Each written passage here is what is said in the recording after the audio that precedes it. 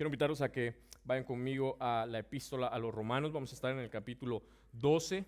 Vamos a estar viendo los primeros dos versículos, versículos 1 y 2 de la epístola a los Romanos, uno de mis libros favoritos en la Biblia.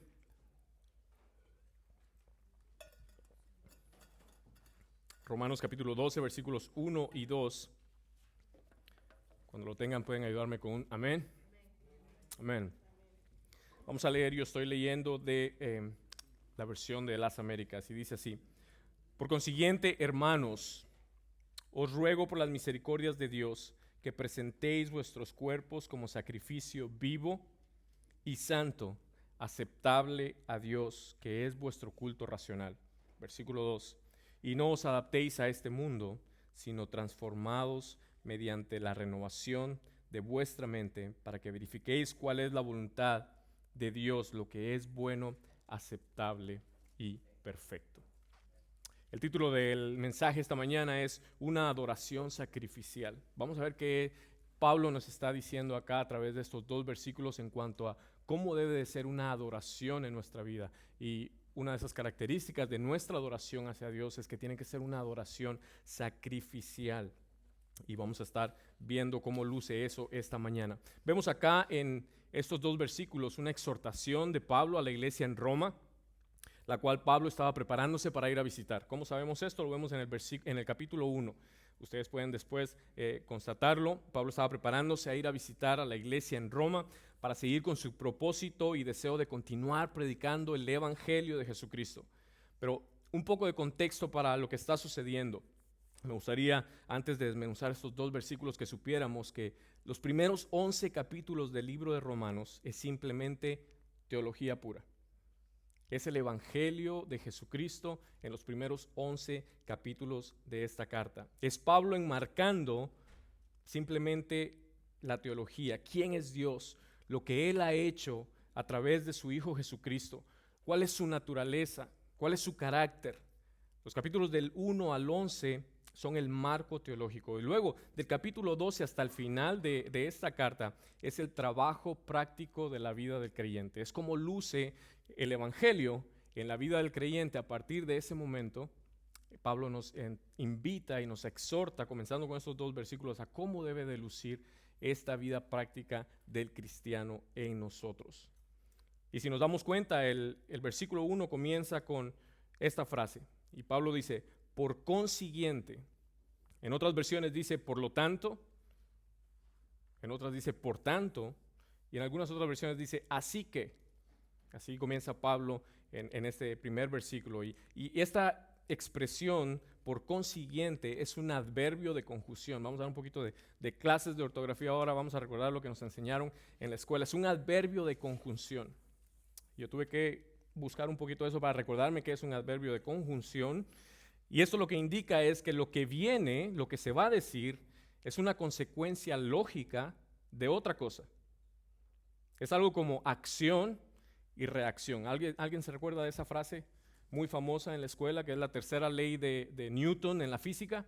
Que para toda acción hay una reacción. Eso es lo que quiere decir este adjetivo de conjunción. Una respuesta a lo que se ha dicho. Una reacción, una postura, por el motivo o las razones que hayan sido dadas anteriormente. Es algo lógico que debería de suceder. Pablo ha dicho anteriormente algo para hacer esta exhortación al pueblo de Dios. Y es lo que dice en los primeros 11 capítulos. Por eso es que él comienza en el capítulo 12, por consiguiente a lo que ha dicho anteriormente.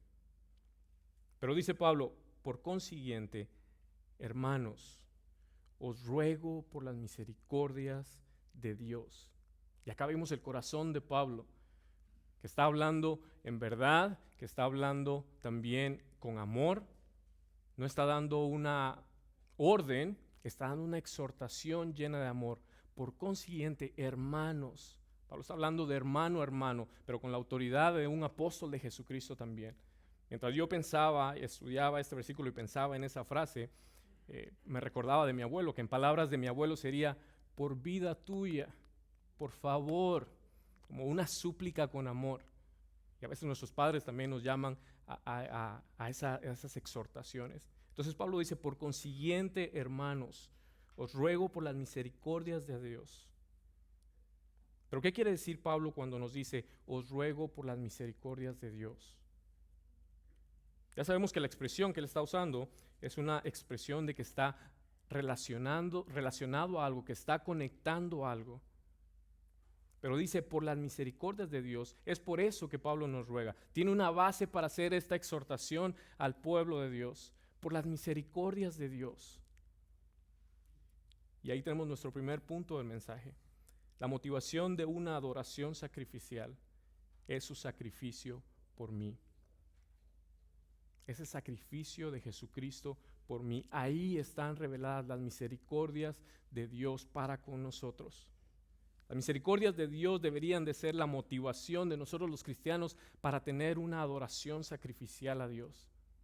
No necesitamos nada más. No necesitamos programas, no necesitamos el top 10 de música, de las canciones, no necesitamos tener bancas más cómodas, no necesitamos aire acondicionado, no necesitamos muchas cosas que son buenas, pero la motivación para una adoración sacrificial es la misericordia de Dios para nuestra vida.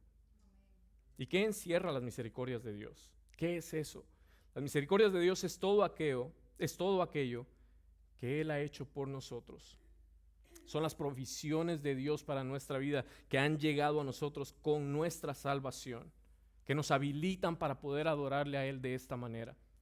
Son las misericordias de Dios que nos hacen capaz de adorar a Dios. Los primeros 11 capítulos Él menciona eso. Pablo habla sobre esas misericordias. Yo voy a mencionarles algunas.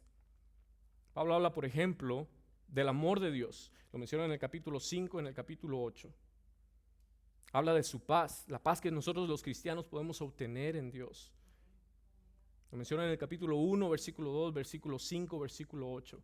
Habla sobre nuestra fe, que se menciona 34 veces solamente en los primeros 11 capítulos. También Pablo habla sobre el poder de Dios en nosotros, la autoridad que el poder de Dios tiene en nuestra vida. Habla sobre la esperanza, la paciencia, la bondad, su gloria, su honor, su justicia, el perdón que hemos recibido de parte de Dios. Habla sobre la justificación que hemos tenido en Él, la reconciliación que tenemos para con Dios. Habla de nuestra seguridad en Él a través de nuestra vida eterna. Habla de la libertad que podemos gozar en Él. Habla de la resurrección de Jesucristo, que es ahí donde está nuestra esperanza. Habla de su Espíritu Santo y cómo su Espíritu Santo intercede por nosotros, etcétera, etcétera, etcétera. Todas esas cosas, todos esos beneficios que hemos recibido con nuestra salvación son las misericordias de Dios en nuestra vida. Es lo que nos habilita a nosotros para poder adorarle a Él, porque somos hijos suyos, porque Dios ha sido misericordioso con nosotros y nosotros entonces podemos adorarle en espíritu y en verdad a Él. Cuán grande ha sido la misericordia de Dios, amén. Que no nos dio lo que merecíamos, sino todo lo contrario, nos dio lo que no merecíamos por gracia a través de Jesucristo. Cuán grande es nuestro Dios. Efesios capítulo 2, versículos del 4 al 5 dice: pero Dios, uno de estos grandes peros en la Biblia que me encantan cada vez que encontramos un pero de estos, pero Dios, que es rico en misericordia, por causa del gran amor con que nos amó. Aun cuando estábamos muertos en nuestros delitos, nos dio vida juntamente con Cristo. Por gracia habéis sido salvos. Y fíjense cómo dice el versículo 5. Por gracia habéis sido salvos. Para que la motivación en la vida del ser humano sean las misericordias de Dios, y esto como resultado le lleve a adorarle a Él, primero tenemos que encontrar salvación. Primero tenemos que encontrar salvación. Y ahora quiero tomar un momento para hablar a aquellos que probablemente haya alguien en medio nuestro, probablemente alguien va a escuchar este mensaje, lo vaya a ver a través de nuestro canal de YouTube o vaya a escucharlo. Si tú no has encontrado salvación en Cristo Jesús, si tú no has sido salvo, déjame decirte que tú no tienes una relación con Dios. No puedes tener una relación con Dios. Es imposible. Y por consecuencia, tú no puedes adorarle a Él. No se puede. Tú no has gozado de estas misericordias de Dios. Nuestra condición antes de conocerle a Él, como todos nosotros estábamos, era que estábamos muertos en nuestros delitos y pecados. Eso es lo que la palabra de Dios nos enseña. Pero al conocerle a Él, encontramos estas misericordias, encontramos salvación en Él, encontramos vida eterna y entonces podemos tener una relación con Él. Pero es imposible sin Dios tener una relación con Dios. Tú puedes ser una persona buena, puedes hacer buenas obras, puedes incluso, no sé, asistir a alguna iglesia, tener una religión, creer en algo, contribuir a la sociedad, puedes cantar, puedes tratar de adorar a Dios. Pero tristemente nada de eso el Señor lo recibe si tú no tienes una relación con Él. Esa es la mala noticia para la humanidad. La buena noticia es que hoy tenemos una nueva oportunidad. Y si tú no conoces al Señor como tu Salvador, hoy puede ser ese día. Hoy puedes encontrar salvación en Jesucristo como lo encontramos todos nosotros. Y entonces puedes tener una relación con Él. Amén. Dios es un Dios de oportunidades. Si tú aún no conoces a Dios como tu Salvador, no esperes, no te demores. Esas son las buenas noticias para la humanidad. Amén. Ahora, si tú ya estás en Cristo Jesús, iglesia, y ahí me incluyo yo, debemos responder como fruto de las misericordias de Dios a darle a Él una adoración sacrificial. Debemos de responder acción y reacción. No puede ser algo ligero. Tiene que ser una adoración que sea aceptable a Él, presentándonos nosotros como un sacrificio vivo. Él no escatimó ningún recurso, no escatimó dejar su trono de gloria, su majestad, ser menospreciado, rechazado, sufrir dolor como ningún otro, llevar nuestra condena, pagar el precio de nuestro pecado, por amor y misericordia a nosotros. ¿Acaso no es ese motivo suficiente para responder en adoración al Creador? A nuestro Dios, a nuestro Rey, a nuestro Señor, haciendo a un lado nuestros deseos por cumplir los suyos.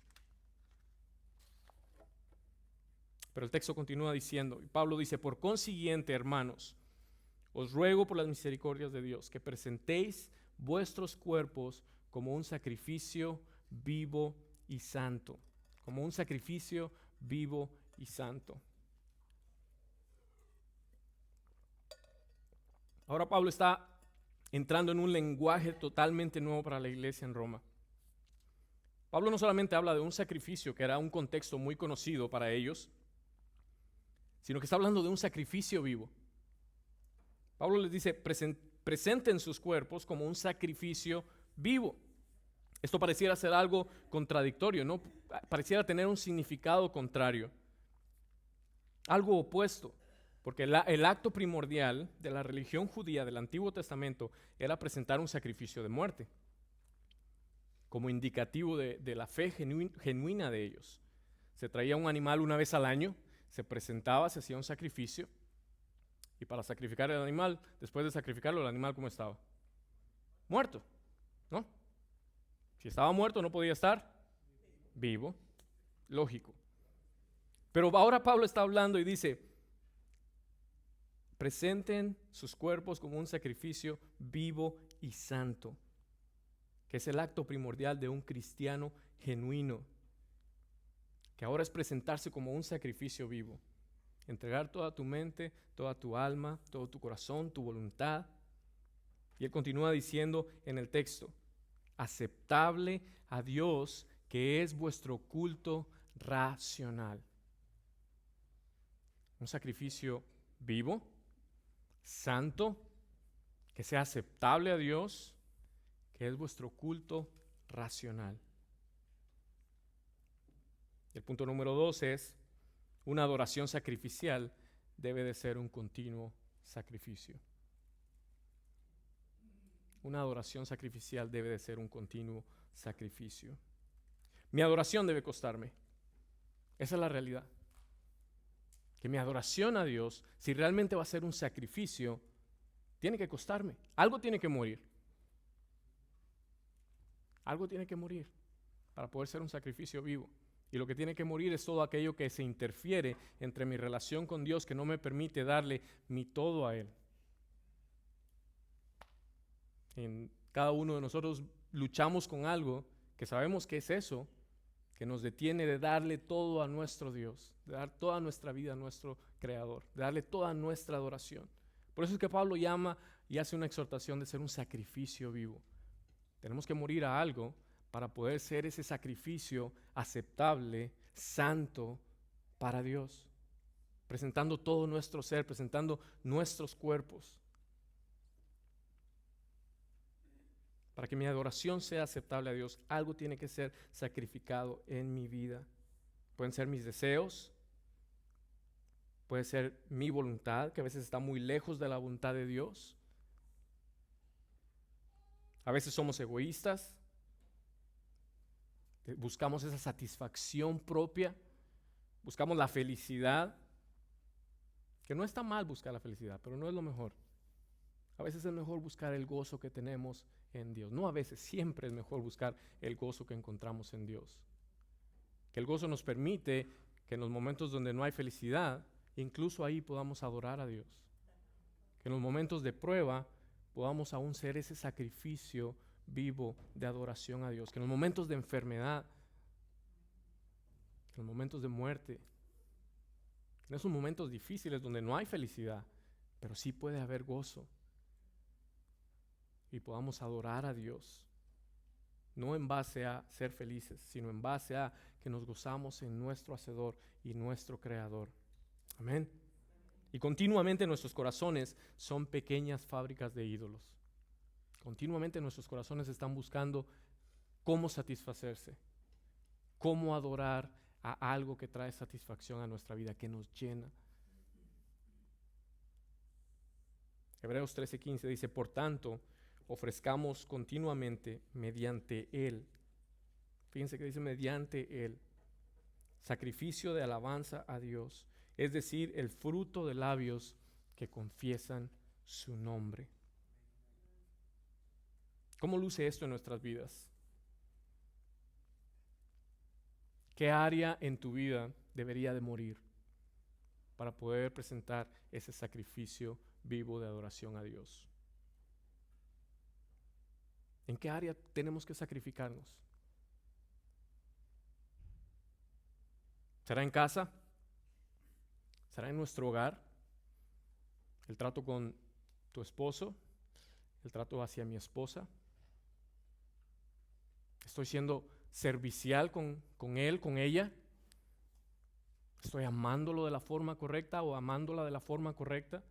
A veces no es verdad que llegamos a casa después de un día cansado, agotado, trabajado, que lo que quisiéramos hacer es llegar, caer en el sillón, prender el televisor, que nos traigan la comida al sofá y que no nos moleste más.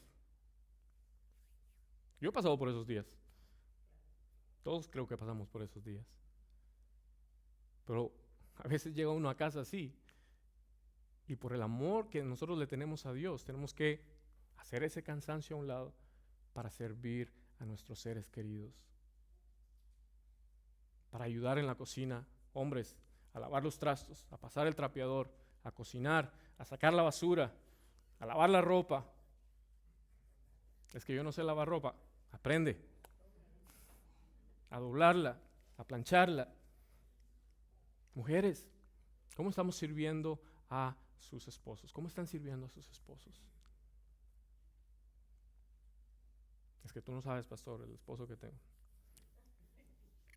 No importa. El Señor, a través de su misericordia, nos da la habilidad de amarlo y darle un testimonio de que nuestro Dios hace las cosas nuevas, de que encontramos gozo ahí, y a través de servirte a ti, por muy difícil que sea, yo le estoy adorando a Dios. ¿Será con tus hijos? ¿Cuál es la calidad de tiempo que estás pasando con tus hijos? Ahora está la frase esa de no importa tanto la cantidad, sino la calidad. No, importa la cantidad también. Nuestros hijos son lo principal en nuestra vida, son una prioridad en nuestra vida. No solamente se trata de calidad, también se trata de cantidad. Y sobre todo en cuanto a si los estamos enseñando en los caminos de Dios, estamos predicándoles el Evangelio, estamos siendo un modelo para ellos, no solamente predicando, sino un modelo para ellos también. Estamos amándolos, estamos ahí para ellos cuando lo necesitan. Hijos, igual con nuestros padres. Debemos adorar a Dios a través de cómo tratamos a nuestros seres queridos. ¿Será alguna relación con alguien que está rota y que tienes que restaurar? ¿Será pedirle perdón a alguien o perdonar a alguien? Ese pastor, tú no sabes lo que me hizo. Me dolió. Y llevo con ese dolor 25 años. Y no me ha pedido perdón. ¿Será que tú deberías de adorar a Dios sacrificialmente e ir con esa persona y perdonarla o pedirle perdón y restaurar esa relación? ¿Es en tu trabajo? ¿Estás agradecido por lo que haces? ¿O es un, quiero trabajar lunes? Yo sé que hay trabajos difíciles, ningún trabajo es fácil. No, pero es que si tuviéramos el trabajo de nuestros sueños. ¿Cuál es el trabajo de nuestros sueños? Si a mí me preguntan cuál es el trabajo de tus sueños, no trabajar, quedarme en casa y que me paguen. Pero Dios no nos llama a eso. La Biblia no nos enseña eso, amén. La Biblia nos enseña que tenemos que ser fieles trabajadores. Tenemos que honrar a nuestros empleadores. Si tú eres dueño de compañía, tú tienes que ser fiel en lo que Dios te ha confiado. Adorar a Dios con lo que tú tienes. ¿Le predicas el Evangelio a tus compañeros de trabajo? ¿Damos un buen testimonio? Yo creo que aún más o menos trabajo le predico al pastor Israel acá todas las semanas. Tratamos de modelar el Evangelio.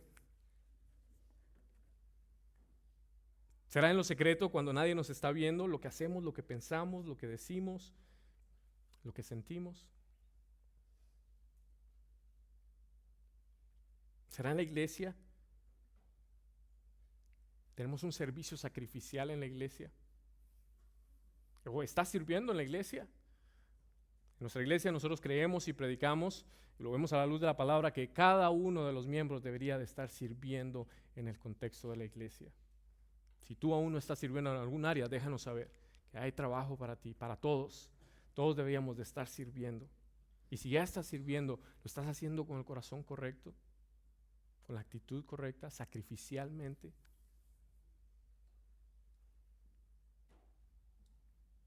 Todos deberíamos de tener a alguien que nos esté discipulando, pero al mismo tiempo deberíamos de estar discipulando a alguien.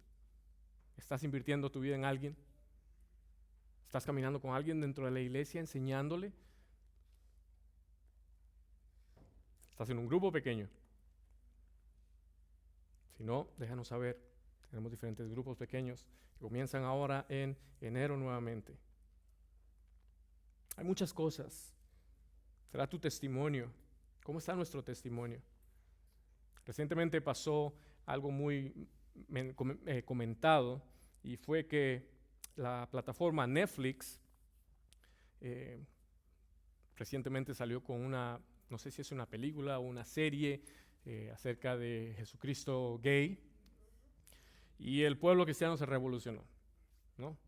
Y nos rasgamos las vestiduras y nos echamos ceniza y nos sentimos aludidos y ofendidos, y muchos comenzaron a levantar firmas y cerraron sus cuentas de Netflix y han levantado más de 2 millones de firmas para que quiten esa película o esa serie. Y eso puede que tal vez tenga su lugar. Pero Netflix no dictamina quién es Jesucristo para mí. Lo hace la palabra de Dios. Y para el mundo lo hacemos nosotros los cristianos. Entonces, ¿cómo está nuestro testimonio? A veces nuestro testimonio dice mucho más que lo que esa película de Netflix dice. El mundo va a seguir tratando de manchar la imagen de nuestro Dios. No ha terminado esa revolución en cuanto a firmar para que quiten esa película. Netflix acaba de salir con otra, que creo que sale ahora en enero, que se llama El Mesías Perfecto o algo así. Completamente distorsionado también. Y muchos cristianos cerraron sus cuentas de Netflix. Pero ¿qué tal cuando vemos aquellas películas que tienen escenas que no deberíamos de ver? Cuando escuchamos palabras obscenas en esas películas. Ahí no nos rasgamos las vestiduras, ahí no nos echamos ceniza. Nada pasa. Nuestro testimonio dice mucho más que lo que una película pueda decir. ¿Cómo está nuestra adoración en cuanto a nuestro testimonio? Nuestras disciplinas espirituales. ¿Serán tus finanzas? ¿Cómo estás manejando tus finanzas? Está terminando un año y comenzamos otro. Y el tiempo vuela. ¿Cómo están tus finanzas? ¿Estás siendo fiel a Dios con tus finanzas, con lo que Él te ha confiado? ¿Eres un comprador impulsivo? ¿O no gastas nada? ¿Cómo están nuestras finanzas? Con nuestras finanzas nosotros adoramos a Dios y vamos a entregar cuentas de ello, porque Dios nos ha confiado eso. ¿Cómo están tus ofrendas en la iglesia? ¿Estás ofrendando sacrificialmente, con gozo, como la palabra nos enseña? ¿Serán nuestras expresiones de adoración durante los servicios? No, pastor, es que tú sabes que mi carácter no me ayuda, soy una persona muy tímida, eso de cantar y levantar las manos y conmigo no va. Pero cuando vamos a un cumpleaños y cantamos Happy Birthday, es otra historia. No importa la timidez ni el carácter. ¿Cómo luce ser un sacrificio vivo, santo, aceptable a Dios en nuestra vida? Y la lista puede continuar. Cada uno de nosotros tenemos áreas que deben de morir para poder presentar ese sacrificio de adoración a nuestro Dios. Y no quisiera que se llevaran la impresión de que el mensaje de hoy es un regaño. No, es una exhortación. Pablo comienza una exhortación. Por las misericordias de Dios, nosotros gozamos de las misericordias de Dios. Qué gran privilegio, qué gran bendición tener todo eso que nuestra salvación ha traído a nuestra vida. La realidad es que como hijos de Dios tenemos que constantemente evaluar nuestro caminar y ajustar nuestro corazón. ¿Cómo luce ser un sacrificio de adoración vivo en tu vida? ¿Qué es ser un sacrificio santo, aceptable a Dios? ¿Qué es ser santo? Santo, tanto el término griego y el hebreo en la palabra de Dios, que se encuentra más de 2000 veces en las Escrituras, quieren decir apartado para algo especial. Quiere decir salvo y apartado. Y nosotros hemos sido apartados para vivir para Dios. Eso quiere decir ser santo, un sacrificio santo. Hay un teólogo escocés que se llama John Brown y él lo define de esta manera. Él dice: la santidad no consiste en especulaciones místicas, fervores entusiastas o austeridades no controladas, sino en pensar como Dios piensa y querer lo que Dios quiere. La mente y la voluntad de Dios deben conocerse a partir de su palabra. Y en la medida que yo entienda de verdad y crea la palabra de Dios, su mente se convierte en la mía, su voluntad se vuelve la mía, y según la medida de mi fe, llego a ser santo. Pensar como Dios piensa, desear lo que Dios desea. Apartados para vivir para Él, salvos y apartados para vivir para Él.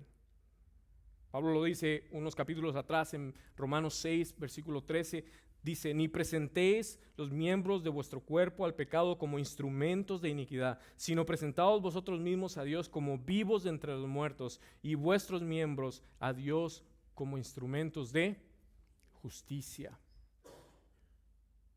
Eso es ser un sacrificio vivo, santo y aceptable a Dios. Pero Pablo dice también que eso es vuestro culto racional. Eso quiere decir que es una adoración de nuestra mente y nuestro corazón alineados. Es el servicio de vidas obedientes, lógico y razonable en la palabra de Dios como respuesta a la gracia de Dios en nuestras vidas. ¿Recuerdan cómo Pablo comenzó? Por consiguiente, hermanos, os ruego por las misericordias de Dios. Eso es un culto racional, una respuesta al conocimiento que yo tengo de Dios a través de las Escrituras. Eso crea en mí una reacción a adorarle a Él. ¿Cuánto entendemos quién es Dios? ¿Cuánto tiempo pasamos en las Escrituras? ¿Cuánto la palabra de Dios es una autoridad sobre mi vida? Eso determina cómo yo adoro a Dios en todas las áreas de mi vida.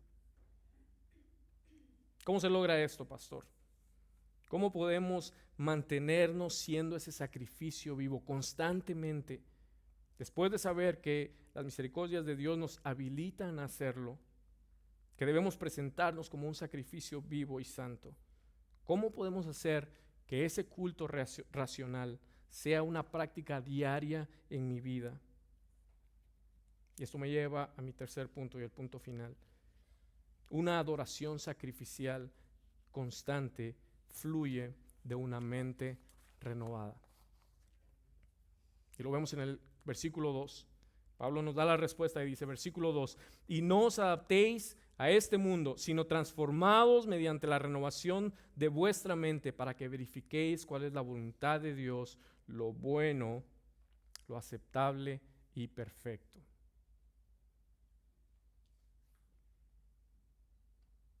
¿Cómo está tu vida con relación a la corriente de este mundo? Deberíamos de ir contra la corriente, no con la corriente. Este año 2019 que está terminando, si tú pudieras hacer una evaluación de este año, si tú pudieras ver tu vida retrospectivamente, podrías dar testimonio de cuánto ha sido transformada tu mente, tu ser, a través de estar en la palabra de Dios. Podrías decir que tienes un conocimiento más grande de Dios que te lleva a adorar de esta forma. ¿Cómo lució el año 2019 en nuestra vida para llegar a hacer eso? ¿Cómo están tus reflejos espirituales? ¿Sabían que tenemos reflejos espirituales? ¿Todos sabemos lo que es un reflejo? Sí, ¿no? ¿A alguien alguna vez le pegaron con un martillito en la rodilla? Cuando nos llevaban con el doctor. ¿Cómo están nuestros reflejos espirituales? ¿Qué tan afilado está nuestro corazón que responde inmediatamente a las situaciones diarias, verificando cuál es la voluntad de Dios en lo que pasamos? Verificando lo que es bueno, lo que es aceptable, lo que es perfecto, que Dios me dice a mí que haga en ese momento. O respondemos inmediatamente en base a nuestro carácter, o en base a cómo vaya el día, o en base a lo que me hayan hecho. Quisiera mostrarles esta foto. Esto sucedió en el año 2016 en un partido de béisbol de pretemporada entre los Piratas de Pittsburgh y los Bravos de Atlanta. Creo que la foto habla por sí misma, ¿no? A uno de los bateadores se le soltó el bate y iba directamente a la cara del niño. Y el que está extendiendo el brazo así es el papá. Y en ese momento el papá extiende el brazo para que el bate no le pegara en la cara al niño. Y nada grave pasó, más que un golpe en el brazo del papá. Algo que hubiera podido terminar en otra historia. Qué bueno que ese papá reaccionó inmediatamente como debía reaccionar. Qué bueno que tenía buenos reflejos. Yo cuando vi esa foto me puse a pensar, ¿cómo hubiera reaccionado yo? Yo tal vez hubiera reaccionado así, ¿no? En ese momento no sé si yo hubiera pensado en hacer lo mismo que hizo él, no sé. Pero ese papá hizo lo correcto, reaccionó inmediatamente. ¿Cómo están nuestros reflejos espirituales? ¿Cómo están nuestras reacciones instantáneas? ¿Están llenas de verdad? Son reacciones saturadas de la palabra de Dios, desbordando en amor, en perdón, en gracia, en paciencia, en humildad. Buscan lo justo, son generosas, son misericordiosas. ¿O reaccionamos así?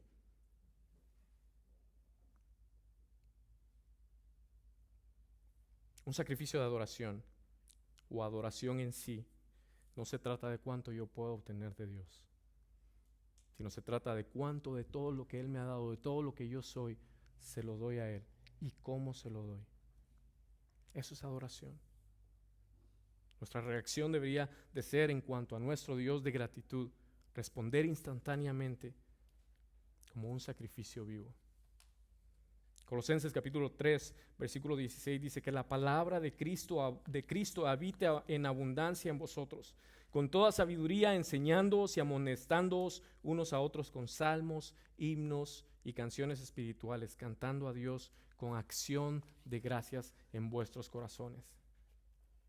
Es por el poder del Espíritu Santo en nosotros que podemos resistir a la tendencia de vivir conforme a los estándares de este mundo. No podemos conformarnos vivir como el mundo lo dicta, sino como aquel que nos rescató lo demanda por amor y obediencia a Él. ¿Y cómo lo hacemos? ¿Cómo verificamos la verdad, la voluntad de Dios, de aquello que es bueno, aceptable y perfecto? Colosenses 3:2 nos dice, poner la mirada en las cosas de arriba y no en las de la tierra. Y ese es un problema común en la iglesia de hoy, que ponemos nuestra mirada en las cosas de la tierra y entonces nuestras expectativas son muy bajas. Nuestra forma de vivir para Dios es muy ligera. Nuestro sacrificio es poco. Nuestra entrega, un poquito, Señor, lo que me sobra, si me sobra, y si no, vivimos con poca santidad. Tristemente, a veces es la realidad de la iglesia. Por eso es que la palabra de Dios nos recuerda, Pablo nos exhorta, hermanos, por las misericordias de Dios, os ruego. Hay un teólogo inglés, Harry Blamers, que dedicó parte de su vida a estudiar la mente cristiana. Y él dice, pensar de forma cristiana es hacerlo en términos de revelación. Para la mente secular, Dios y la teología son juguetes de la mente. Para la mente del cristiano, Dios es real y su verdad ha sido revelada a nosotros. Para la mente secular, la religión es básicamente una cuestión de teoría. Para la mente cristiana, el cristianismo es una cuestión de actos y hechos que son la base de la obediencia a nuestra fe y que están recopilados en la Biblia. ¿Cuán saturada está nuestra vida de la palabra de Dios? Así como esté saturada, así será nuestro entendimiento de Él, y eso nos llevará a una rendición y obediencia por tener una mente renovada.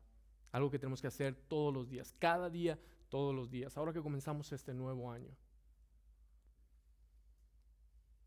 la única forma que nosotros podemos mantenernos de presentar nuestras vidas como un sacrificio de adoración a Él aceptable es a través de estar en la palabra de Dios, a través de conocerle a Él cada día más y más, de conocer su voluntad, de conocer su corazón.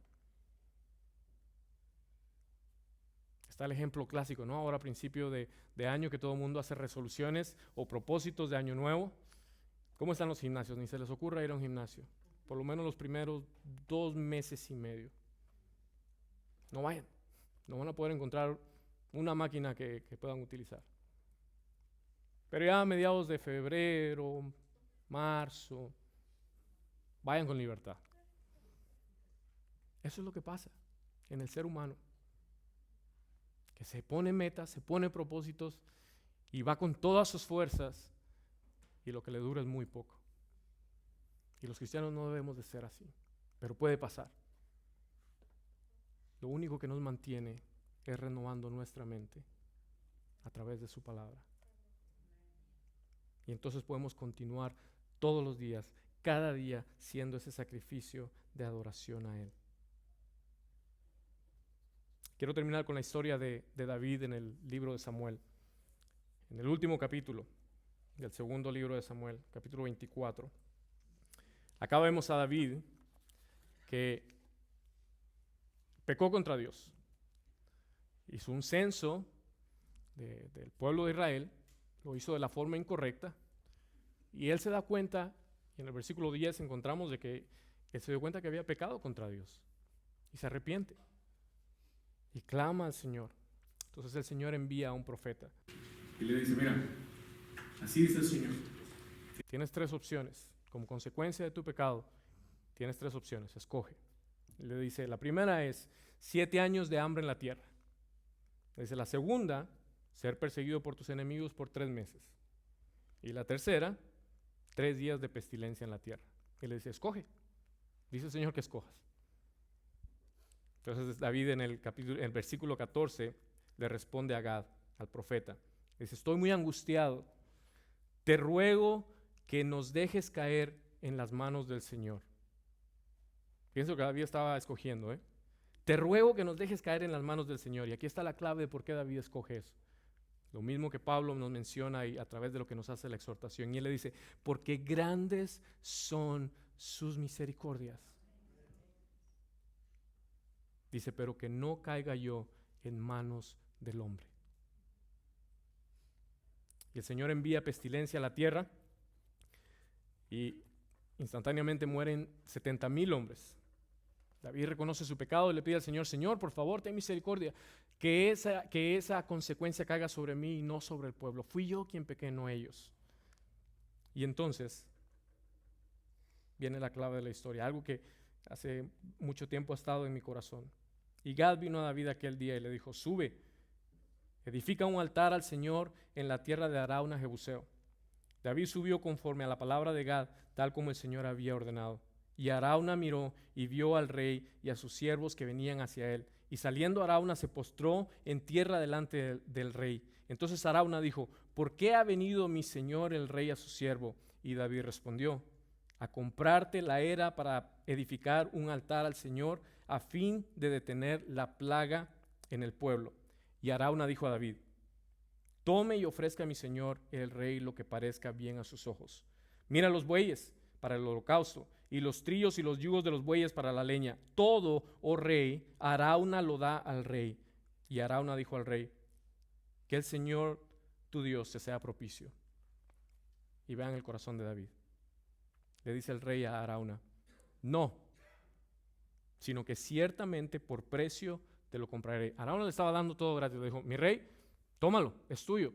Haz tu altar y que tengas misericordia delante del Señor. Pero el rey le dice, David le dice, no, ciertamente por precio lo compraré. Y dice David, pues no ofreceré al Señor mi Dios holocausto que no me cueste nada. Y David compró la era y los bueyes por 50 siclos de plata, y allí edificó David un altar al Señor y ofreció holocaustos y ofrendas de paz. El Señor escuchó la súplica por la tierra y la plaga fue detenida en Israel. Por consiguiente, hermanos, os ruego por las misericordias de Dios que presentéis vuestros cuerpos como sacrificio vivo y santo, aceptable a Dios, que es vuestro culto racional. Y pensemos en esto para este año nuevo.